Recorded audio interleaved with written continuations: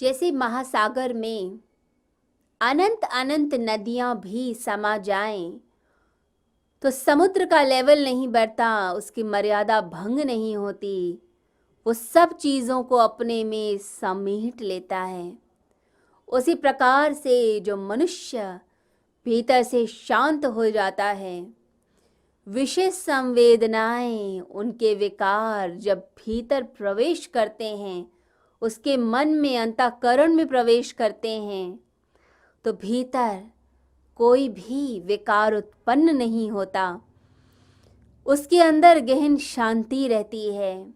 दुनिया के विषय दिखते हैं, चीज़ें दिखती हैं, परंतु उनके लिए पागल नहीं हो जाता, भागता नहीं है उन्हें प्राप्त करने के लिए। अंदर इतनी गहन शांति होती है कि चीज़ें हों तो भी ठीक, ना हो तो भी ठीक। वो झोपड़ी में भी प्रसन्न है, महलों में भी प्रसन्न है। उसकी प्रसन्नता में कोई कमी नहीं आती। भीतर से प्रसन्न, चट्टान की भांति स्ट्रॉन्ग, अचल हो जाता है व्यक्तित्व। हर परिस्थिति का सामना करने के लिए तैयार, परंतु भीतर का बैलेंस नहीं हिलता। भीतर का बैलेंस, समता वही रहती है, वो नहीं हिलती। विषयों के बीच रहेगा इंद्रियों द्वारा, वह इस संसार में विचरण करेगा, परंतु भीतर की शांति नहीं खोएगा। जो भोगों के प्रति भागते हैं, इच्छाओं के प्रति भागते हैं, उनकी शांति भंग होगी और ऐसा मनुष्य विनाश को उपलब्ध होता है। हमारे भारत में कहा जाता है, इन इच्छाओं को कम करो, और वेस्टर्न फिलॉसफी कहती है इच्छाओं को बढ़ाओ। अगर इच्छाएं बढ़ेंगी तो नई नई चीज़ें आएंगी, परंतु मन तो भटकेगा।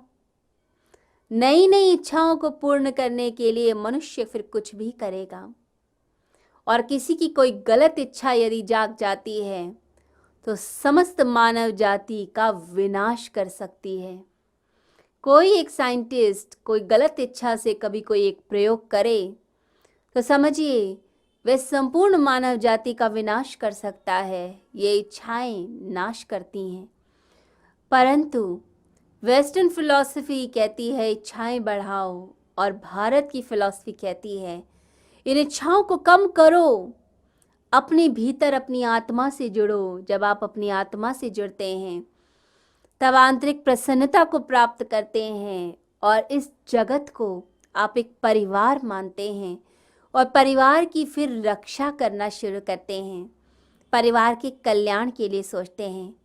तो भगवान कहते हैं जो स्थित प्रज्ञ होगा वह समुद्र की भांति हो जाएगा, जिसके अंदर सारी नदियों का जल भी समा जाए तो भी मर्यादा भंग नहीं होती। कितने भी विषयों की संवेदना आए, परंतु भीतर एक शांति रहती है। तो ऐसा ही शांत चित्त हमें भी होना है।